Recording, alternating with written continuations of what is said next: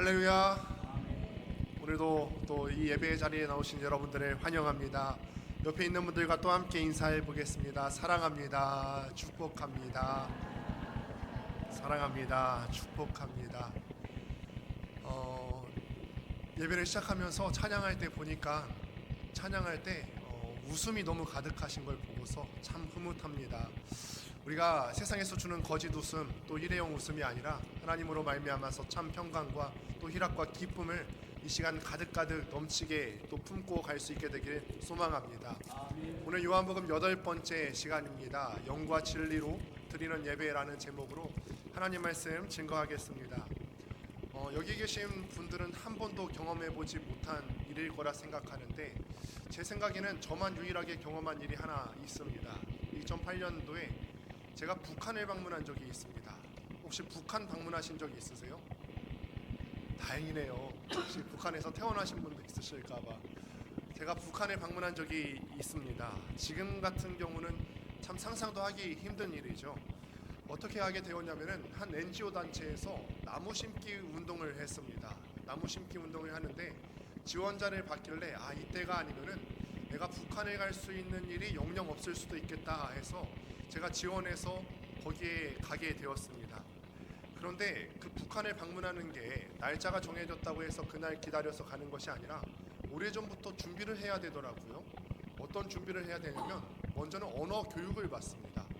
우리는 남한 북한이라고 사용하고 북한에서는 북조선, 남조선 하지 않습니까? 그 양쪽의 말을 둘 다 사용하면 안 돼요.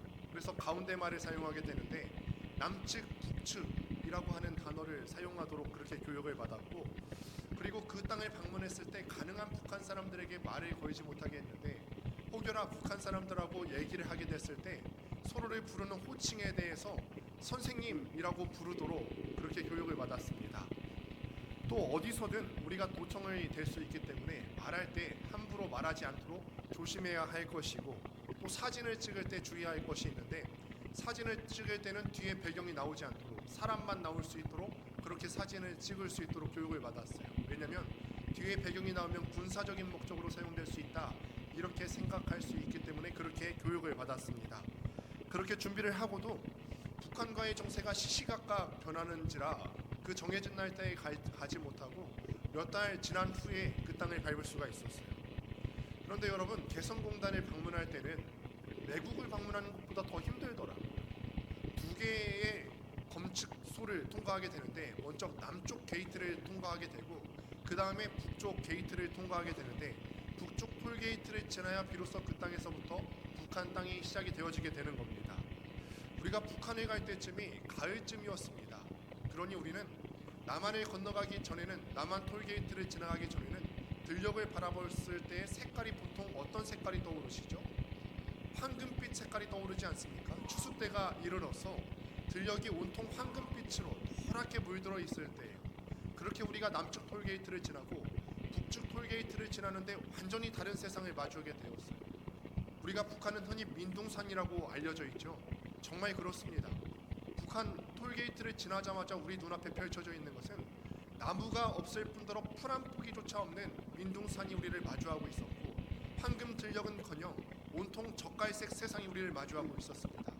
정말로 제 생각에, 마음속에 드는 생각이 어떤 생각이냐면 정말로 생명력이 없고 죽은 땅이라고 한다면 이 땅을 일컬어 사는 말이 죽은 땅이겠구나, 이런 마음이 들었어요.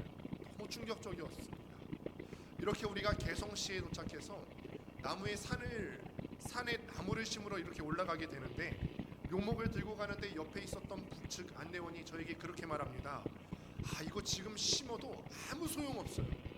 조금 있으면 북한 주민들이 올라와서 다 캐갈 거를 뭐하러 지금 심으러 왔는지 모르겠다면서 그렇게 얘기합니다.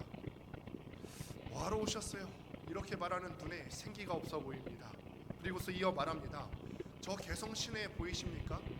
저 개성 시내가 건물이 다 회색인데 왜 그런지 아십니까? 개성 시내를 봤더니 온통 다 회색인 거예요. 여러분, 왜 그런지 아세요? 페인트 칠할 돈이 없어서 건물에 색깔을 칠하지 못하니 건축을 해놓은 채로 그냥 놔두는 거예요. 그래서 온통 개성 시내가 회색 도시처럼 보이더라는 얘기죠. 그렇습니다. 북한은 생명력이 없는 곳이었어요.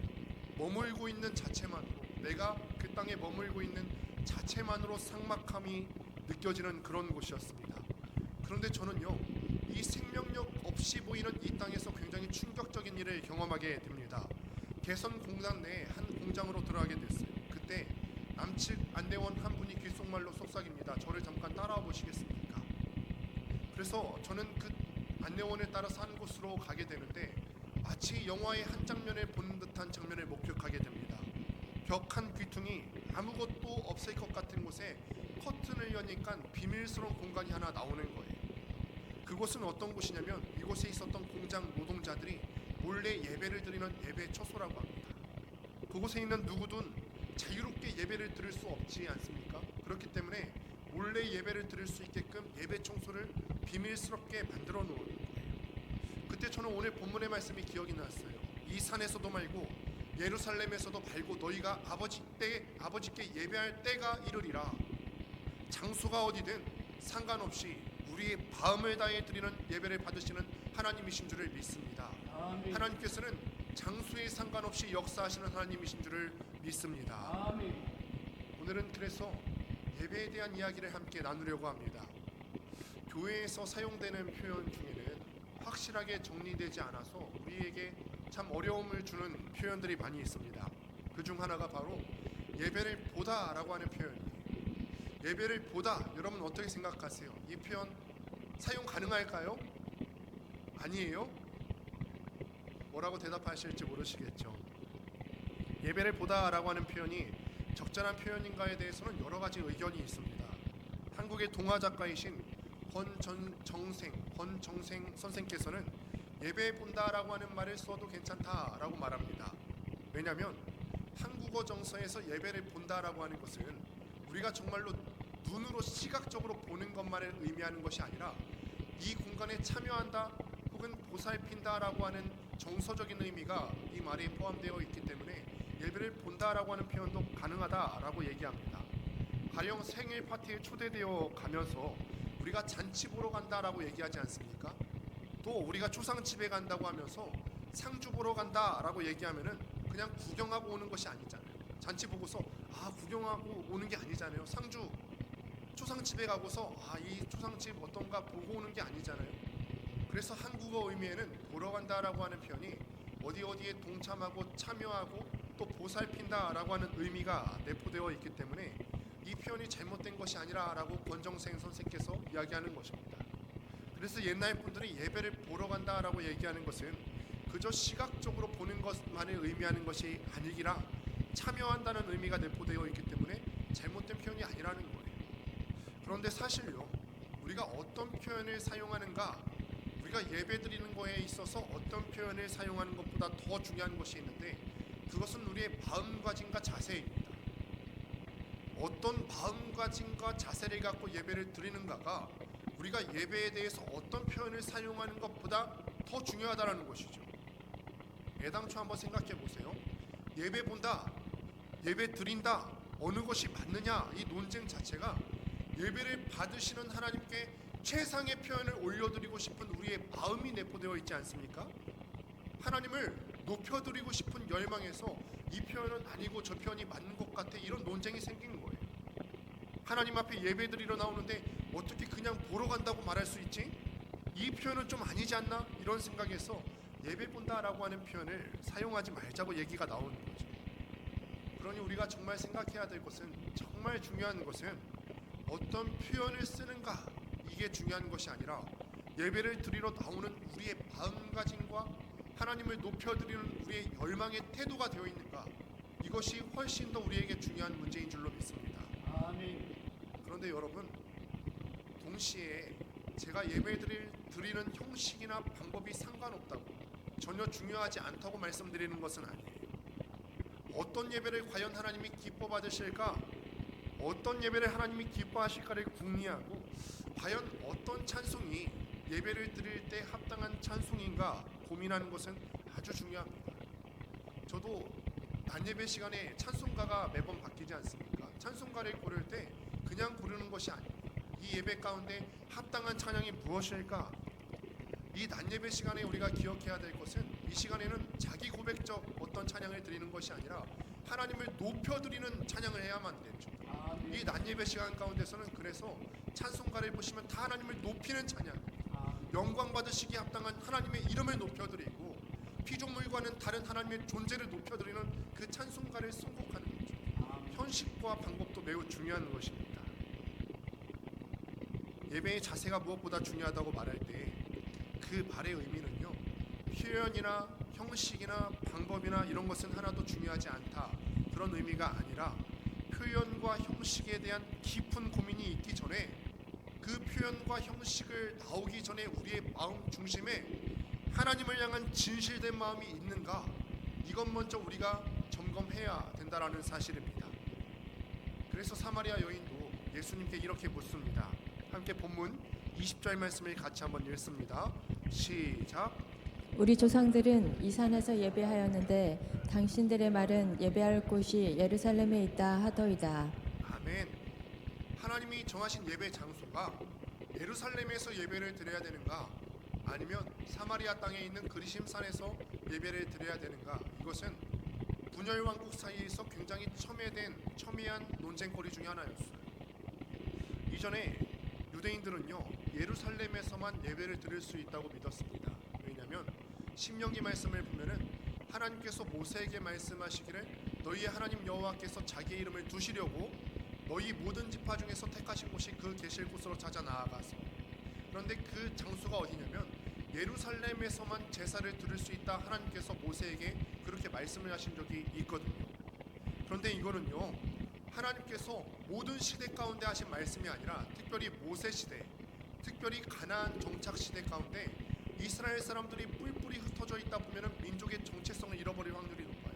그러니 정한 절기에 예루살렘으로 와서 이 시간을 정해서 하나님 앞에 예배드리면서 너희가 택하신 하나님의 민족이라는 정체성도 한번 확인해보고 통일성을 한번 느껴보는 시간이 되었으면 좋겠다. 어떤 시대적인 배경 가운데서 하나님께서 이렇게 말씀을 주신 거예요. 그런데 이스라엘 사람들은요, 이 말씀을 문자 그대로 받아들여서 다른 장소에서는 예배드릴 수가 없어. 하나님께서 신명기 말씀에서 모세에게 분명히 말씀하시기를 예루살렘에서만 예배를 드릴 수 있다 말씀하셔서 이렇게 오해를 했다고 한 것입니다. 반면에 사마리아 사람들은요, 다르게 생각했어요. 자기네 땅에 있는 그리심산을 유일한 성지로 여겼습니다. 그리심산은요, 우리가 성경을 보면 아시겠지만 여호수아 시대 때 축복의 율법을 선포한 그 산의 이름이 바로 그리심산입니다. 사마리아 사람들은 어떻게 믿음을 가졌냐면 성경에 나오는 수많은 사건들이 있지 않습니까? 그 수많은 사건들이 다 그리심산에서 일어났다고 믿었어요. 사마리아인들에게 이런 얘기가 있어요. 이스마엘이라고 하는 사람이 예루살렘으로 예배를 하러 가는 중이었습니다. 그러다가 그리심산을 지나게 되었는데 그때 한 사마리아 사람이 그에게 묻습니다. 어디로 가십니까? 했더니 이 예배를 드리러 가는 사람이 대답합니다. 예루살렘으로 예배 드리러 갑니다. 그랬더니 사마리아 사람들이 이렇게 얘기합니다. 이 축복의 산에서, 그러니까 사마리아 땅에 있는 그리심산에서 예배하는 것이 저 똥덩이에서 예배하는 것보다 낫지 않겠습니까? 이 정도로 사마리아 사람들은 그리심산을 그들만의 예배의 성지로 여겼다라는 거예요. 이런 배경에서 사마리아 여인이, 오늘 본문의 사마리아 여인이 예수님께 질문을 하는 겁니다. 당신이 만약에 선지자라면 예배 장소가 어떤 사람들은 예루살렘에서만 예배를 드려야 된다고 하고요, 어떤 사람들은 사마리아 땅에 있는 그리심산에서 예배를 드려야 되는데 이 예배의 장소에 대한 해답을 좀 달라는 거죠. 이 여인의 질문은 곧 오늘날 우리의 질문이기도 합니다. 우리는 어느 교회에서 예배를 드리는 것이 좋겠습니까? 우리의 의식 속에는 어느 교회에 속해야만 복을 받는다는 사고방식이 자리 잡고 있어요. 어느 교회에 가면 더 큰 은혜를 받을 수 있겠다라고 하는 사고방식이 우리 마음 가운데 자리 잡고 있다라는 거예요. 우리는 늘 예배를 평가해요. 그렇지 않습니까? 이 교회에 가면은 말씀이 너무 좋아. 이 교회에 가면요, 찬양대 수준이 퀄리티가 너무 높아. 이렇게 예배의 여러 가지 요소로 교회를 평가하고 교회가 자신의 마음을 흡족하게 해주기를 원해요. 우리가 예배하러 가면서 하나님께 높임을 드리러 가는 것이 아니라 하나님을 기쁘시게 해드리는 것이 아니라 그 예배의 장소에서 그 교회가 우리의 마음을 흡족하게 해주기를 원하죠. 여러분, 사실 이거 너무 무서운 얘기 아닙니까? 우리는 무엇인가를 평가할 존재가 아니에요. 우리는 하나님 앞에서 평가받을 수 있는 존재인지는 몰라도 우리가 무엇인가를 평가할 수 있는 존재 아니고, 우리가 교회를 평가할 수 있는 자격이 있는 사람들 아니고, 우리가 하나님을 평가할 수 있는 그런 자격이 있는 존재들이 아니에요. 그런데 이게 뒤바뀌면 예배의 주인이 하나님이 아니라 우리 자신이 되기 쉽다라는 거예요. 그러면 여러분, 오늘 이 시간부터 결단하셔서 내가 어느 교파에 속한 것 자랑하지 마시고, 누구의 설교를 듣는 것이 좋은지 평가하지 마시고, 어느 교회에 속한 것이 내가 더 많은 것을 누리고 받을 수 있는지 재지 마시고, 어느 장소에서 기도하는 것 자랑하지 마십시오. 다만 내 예배자로 서 있다면 하나님은 어느 곳에서나 그 예배를 받으시는 하나님이신 줄을 믿습니다.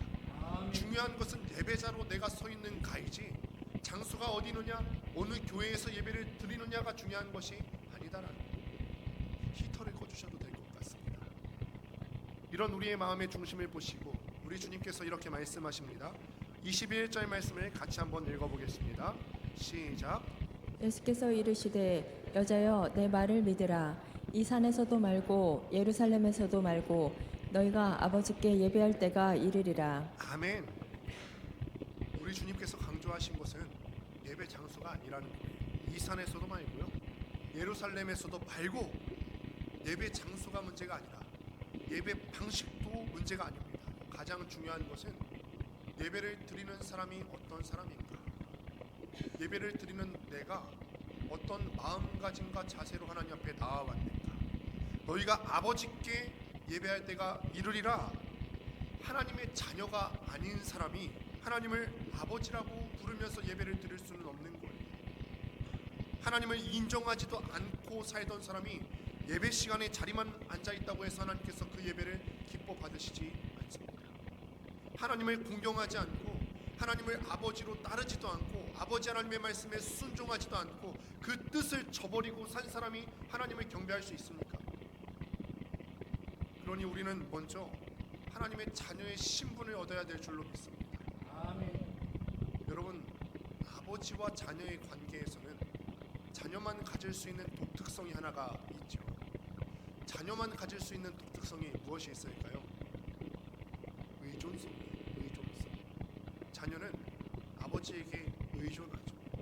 아버지는 그 너른 품을 자녀에게 언제든 내어줄 수 있어야 돼요. 여러분, 건강하지 못한 가정의 특성을 보시면 어떤 것이 드러나는 줄 아세요? 요즘 TV 프로그램이라든지 건강하지 못한 가정의 모습을 우리도 주변에서 많이 볼 수 있지 않습니까? 건강하지 못한 가정의 특성을 보면은 가장이 자녀들이 의존할 대상이 되지 못한다는 데 있어요.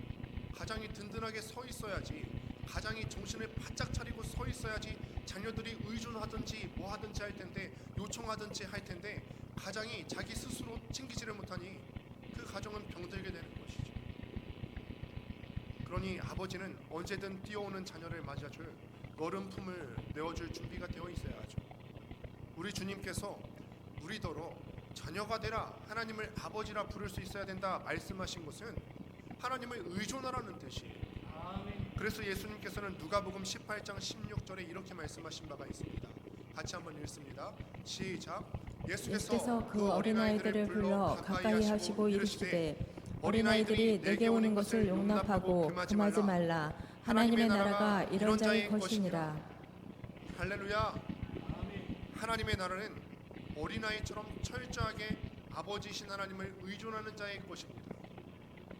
내가 뭐라도 된 사람인 것처럼, 다 해결할 수 있는 사람인 것처럼, 내 삶에 문제가 있는데 하나님께 갖고 나오지 않아도 내 스스로 다 해결할 수 있는 존재인 것처럼 위세등등하게 예배 시간 나오지 말라는 거예요. 바리새인처럼 나는 율법을 잘 지켰으니까 나 정도는 돼야 천국에 들어갈 수 있는 거 아니에요? 이런 태도를 가진 사람은 하나님 나라에 합당하지 않다라는 거예요. 오히려 세리와 같이 너무 부끄러운 자기 자신의 모습을 정확하게 인식해서 감히 하늘을 우러러 보지도 못하고 회개하는 사람이 천국에 갈 수 있다라는 거죠. 하나님, 나는 아무것도 아니에요. 스스로 내 인생의 문제를 해결할 능력도 없고, 스스로 나는 내 죄의 문제를 해결할 능력이 없고, 천국에 갈 조건이라면 아무것도 갖추지 못했습니다. 나는 하나님의 도움이 아니고서는 살 수 없습니다. 이렇게 고백할 수 있는 사람만 하나님의 예배의 자리에 나올 수 있는 거죠. 아멘. 그래서 이런 마음을 가진 사람은 예배하러 올 때 이렇게 찬양하는 거죠. 우리 천부여 의지 없어서 1절만 같이 찬양하겠습니다. 천부여 의지 없어서 손 들고 옵니다. 주 나를 외면하시면 나 어디 가리까. 내 죄를 씻기 위하여 피 흘려 주시니 곧 회개하는 마음으로 주 앞에 옵니다. 여러분은 어떤 자리에 계십니까? 예배 자리 나올 때 어떤 마음으로 나오세요? 하나님 없이는 내가 살 수 없어요. 오늘 이 시간에 내가 하나님 꼭 만나야 되겠어요. 그래야 내가 한 주 살아요. 이런 간절함과 절박함을 갖고 예배 자리 가운데 나오고 계십니까? 우리가 하나님 앞에 두 손 들고 예배하러 나올 때 천부여 의지 없어서 두 손 들고 하나님 앞에 나아갈 때 하나님께서는 우리의 두 손을 꼭 잡아주시는 은혜와 사랑의 하나님이신 줄을 믿습니다. 아멘. 그렇게 우리 주님께서 예배하는 자의 마음과 자세에 대해서 말씀하시고 이해하기 어려운 말씀을 하나 하십니다. 22절 말씀 또 함께 읽도록 하겠습니다. 시작. 너희는 알지 못하는 것을 예배하고 우리는 아는 것을 예배하노니 이는 구원이 유대인에게서 남이라. 사마리아 여인에게 우리 주님께서 이렇게 말씀하세요. 이는 구원이 유대인에게서 남이라. 우리 주님께서 왜 이렇게 말씀하시죠? 예수님께서는 유대인이라서 끝내는 이 사마리아 사람을 차별하시는 것일까요? 그럴 거면 사마리아 땅에 오시지도 마시지. 왜 굳이 사마리아 땅에 오셔서 이 여인에게 이렇게 말씀하시는 거죠? 이 말씀은 우리가 구약의 이야기를 잘 이해할 수 있어야 됩니다. 창세기 3장 6절을 보시게 되면은 아담과 하와가 처음으로 선악과를 따먹고 첫 범죄를 저지르는 장면이 나와 있습니다. 그런데 놀라운 사실은 첫 범죄를 저지른 장면은 창세기 3장 6절에 있는데 하나님이 사람을 얼마나 사랑하시는지 얼마나 조급하신지 채 한 장이 끝나기 전에 3장 안에서 말씀하시기를 3장 15절에 하나님께서 뱀을 저주하시는 장면을 통해서 죄를 지은 인간에 대해서 대안을 주시는 거예요. 3장 15절도 같이 한번 읽도록 하겠습니다. 시작. 내가 너로 여자와 원수가 되게 하고 내 후손도 여자의 후손과 원수가 되게 하리니 여자의 후손은 내 머리를 상하게 할 것이요 너는 그의 발꿈치를 상하게 할 것이니라 하시고. 여기서 여자의 후손은 예수 그리스도를 상징하는 거예요.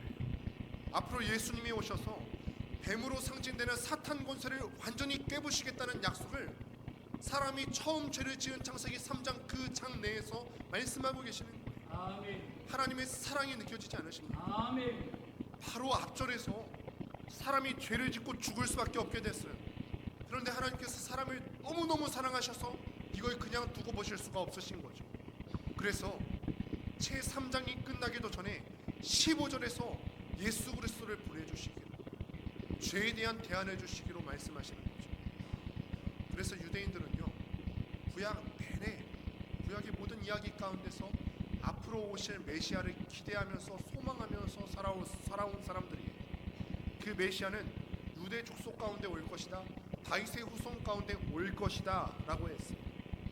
그러니 구원이 유대인에게서 난다는 말은 바로 그 뜻이지, 이 사마리아 여인을 차별하려고 우리 주님께서 차별 발언적인 그 발언을 하신 것이 아니에요.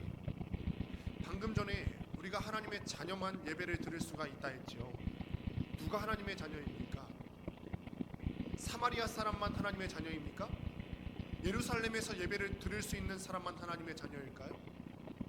아니면 좀 부유해서 하나님 앞에 헌금을 많이 드릴 수 있는 사람만 하나님의 자녀입니까? 율법을 잘 지키는 사람이 하나님의 자녀입니까? 아니에요. 성경은 요한복음 1장 12절에서 하나님의 자녀에 대해서 이렇게 얘기합니다. 영접하는 자, 곧 그 이름에 믿는 자들에게는 하나님의 자녀가 되는 권세를 주셨으니. 누구를 영접한다는 말입니까? 예수 그리스도를 영접하는 자, 예수의 이름을 믿는 사람은 하나님의 자녀가 되는 권세를 주셨으니. 할렐루야.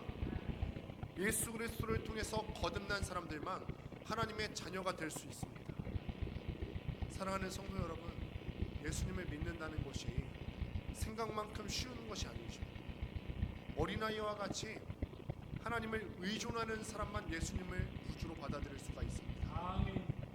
과거 이스라엘 사람들이 출애굽할 때 하나님께 불순종하는 바람에 하나님의 진노를 살서 불뱀 심판을 받은 적이 있어요. 불뱀이 나와서 이스라엘 사람들을 물어서 많은 이스라엘 사람들이 죽을 가운데 처해 있었죠. 그때 하나님께서 이 위기의 상황에 빠진 이스라엘 사람들에게 대안을 주셨어요. 그 대안은 장대에 놋뱀을 하나 매달아 놓고 이 놋뱀을 바라보는 사람마다 살 것이다. 하나님께서 이렇게 대안을 주셨어요. 언뜻 보면 참 쉽잖아요. 죽어가고 있는데 고개만 들어서 이것만 보면 산대. 누구나 다 할 수 있는 것 아니겠습니까? 그런데 아직도 이 사람들 사이에서는 믿음이 없어서 이 놋뱀을 보지 못하고 죽어가는 사람들이 있었다는 거예요. 왜 그럴까요? 불뱀에 물린 게 너무너무 고통스러워서 고개들 힘조차 없기 때문에 이 놋뱀을 못 봤을까요? 그게 아니더라는 거죠. 아직 하나님을 완전히 의존하지 못하는 거예요. 하나님이 대안을 주셨는데 대안 주신 하나님을 신뢰하지는 못하는 거예요. 지금 놋뱀 볼 때가 아니지 않냐? 지금 우리에게 필요한 것은 의사지. 놋뱀 보는 것이 우리에게 무슨 치료책이 되겠느냐? 자기 나름대로 해결책을 한번 찾아보려는 거죠. 이게 이성적인 것 같아 보이지 않으니까 자기 나름대로 대안을 찾아보려고 했어요. 내가 지금 아픈데 장대에 걸린 놋뱀 봐서 대안을 주신 하나님을 신뢰하지 않고 하나님을 의존하지 않았다라는 거예요. 오늘 본문에서 예수님께서는요, 바로 그 대안을 이 사마리아 여인에게 주고 계십니다. 네가 지금까지 힘들게 살아온 거 내가 다 안다. 우리가 지난 말씀 가운데서 함께 보았죠. 네가 지금까지 남편 5이나 있었는데 헤어지는 과정에서 겪었던 너희 아픔을 다 알고 있어. 6번째 지금 살고 있는 지금 그 사람도 결혼한 상태가 아니지. 그 사람도 언제든지 너를 떠날 수 있기 때문에 네 마음이 지금 불안하지. 너희 고통과 너희 어려움과 너희 신음을 내가 다 알고 있어. 내가 다 알아. 딸아, 하나님께서 널 위해서 대안을 주셨는데 나를 이 땅에 보내신 거예요. 그게 바로 나란다. 그래서 예수께서 이르시되 네게 바라는 내가 그라 하시니라. 아멘. 사랑하는 성도 여러분, 우리가 지금 사순절 기간을 지나고 있습니다. 사순절 기간은 고난 주간과 또 부활 주일을 앞두고 우리가 40일 동안을 정해서 몸과 마음을 정결하게 하는 그런 기간입니다. 우리가 이 사순절 기간에 해야만 되는 일이 있죠. 예수님께서 과연 이 땅에 왜 오셨는가? 주님께서 이 땅에 오신 목적이 무엇인가를 묵상하는 것입니다. 우리는 예수님이 너무나 필요합니다. 예수님이 이 땅에 오셔서 우리를 구원해 주셔야만 우리가 살 수 있어요. 아멘. 예수님의 보혈이 아니고서는 우리는 우리의 죄를 해결할 능력이 없습니다. 아멘. 우리는 우리 죄 때문에 죽을 수밖에 없는데 하나님께서 우리 죄의 문제를 해결해 주시기 위해서 예수님을 이 땅에 보내주셨어요. 아멘. 사순절 기간은 이 사실을 깊이 있게 묵상하며 지내는 시간이죠. 죽을 수밖에 없는 우리에게 하나님께서 대안을 주십니다. 우리는 이 대안 주신 하나님을 철저하게 의존하며 보내는 훈련을 해야만 되는 시간입니다. 이런 아버지께 우리는 어떻게 예배해야 될까? 24절 본문에서 우리가 드려야 되는 예배에 대해서 이렇게 얘기합니다. 하나님은 영이시니 예배하는 자가 영과 진리로 예배할지니라. 우리의 생명을 구하는 대안을 주신 하나님께 영과 진리로 예배해야 된다는 거예요. 옛 성경에서는 영과 진정으로 예배해야 된다고 했었죠. 여러분께 묻습니다. 우리는 정말 진심으로 예배의 자리에 임하고 계십니까? 우리의 생명을 구하기 위해서 대안 주신 그 하나님께 감격함으로 이 자리 가운데 나오고 계십니까? 예배 시간에 우리 마음이 어디에 있습니까? 찬송 부르면서 찬송가 왜 꼭 4절까지 불러야 되나? 야, 이 찬송가는 하필 급해 죽겠는데 오늘은 꼭 5절까지 있는 찬송가를 부르시네. 이렇게 생각하는 사람들도 있어요. 설교를 들으면서 지금 하나님께서 나에게 꼭 필요한 말씀으로 받는 것이 아니라 사람의 연설로 받는 사람들이 있습니다. 그러니 설교 시간에 시계만 볼 수밖에 없는 거죠. 지난주에는 30분 하시더니 오늘은 35분 하셨어. 오늘은 37분 하셨어. 그렇게 안 끝나네. 여러분, 예배는요 저랑 만나는 시간이 아니에요. 예배는 목사와 만나는 시간이 아니에요. 하나님과 만나는 시간인 줄로 믿습니다. 아멘. 아버지를 만나러 온 사람들이 아버지는 만나지 않고 목사 얼굴만 쳐다보고 찬송가 몇 절까지 부르는가만 보다가 가시겠습니까? 몸만 왔다 가지 마시고 내 영과 내 진정으로 하나님의 인격과 만나는 시간 될 수 있게 되기를 간절히 소망합니다. 아멘. 내가 하나님이 아니고서는 대안이 없습니다. 겸손해지셔서 하나님을 내 대안으로 삼으시고 예배 가운데 하나님 만나시고 하나님을 힘으로 삼아서 이 한 주 가운데서도 살아갈 수 있게 되기를 간절히 소망합니다. 아멘. 이것이 바로 우리가 드려야 되는 영적 예배인 줄로 믿습니다. 아멘. 말씀을 맺습니다. 예배는 나에게 생명 주신 하나님께 나의 최선을 다해서 올려드려야 하는 자리입니다. 내가 어떤 자격이라도 되는 것처럼 예배를 판단하면서 드려야 되는 것이 아니에요. 오늘 말씀 좀 괜찮네, 오늘 찬양 좀 괜찮은데, 이 교회는 좀 괜찮은 인프라가 갖춰져 있는데 나는 무엇인가를 판단할 존재가 아니에요. 그게 아니라 하나님께서 대안으로 주신 예수 보혈이 아니고서는 내가 살 방도가 없어서, 예수 보혈이 아니고서는 살 수 없어서 손들고 나오는 자리, 아멘. 천부여 의지 없어서 손들고 나가는 자리가 예배의 자리인 줄로 믿습니다. 아멘. 오늘 우리의 마음의 중심을 확인하시길 바랍니다. 교회 내에서요 다른 사역들은 실수해도 괜찮아요. 주일학교, 중고등부 아니면 우리 청년들 사역 가운데서 다른 사역들은 조금 못해도 괜찮습니다. 다른 사역들은 조금 과장해서 말씀드리면 망해도 괜찮습니다. 그런데 예배는 절대 망하시면 안 돼요. 아멘. 다른 것 다 망해도 우리가 붙잡아야 될 것 하나가 있다면 예배의 자리인 줄로 믿습니다. 그러니 우리가 하나님을 만나는 이 예배만큼은 꼭 성공하시는 예배의 성공자 되시기를 주님의 이름으로 축원합니다.